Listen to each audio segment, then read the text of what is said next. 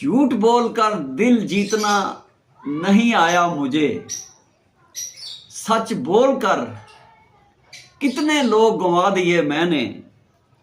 छोड़ यार, क्या रखा है सुनने और सुनाने में, किसी ने भी कसर ना छोड़ी दिल दुखाने में। मेरे उस्ताद मोहतरम जनाब सलीम हैदर सलीम साहब की किताब करबे ज़ीस्त में एक और बहुत खूबसूरत शेर है। हुस्न खो देती है हर चीज़ बरहना होकर, हुस्न खो देती है हर चीज़ बरहना होकर, मैं तो पतझड़ में भी सरसब्ज शजर चाहूँगा।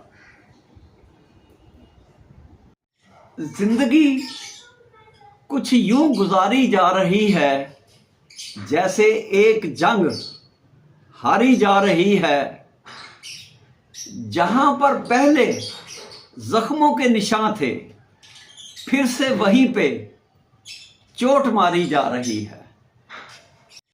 जिंदगी कुछ यूं गुजारी जा रही है जैसे एक जंग हारी जा रही है, जहां पर पहले जख्मों के निशान थे फिर से वहीं पे चोट मारी जा रही है।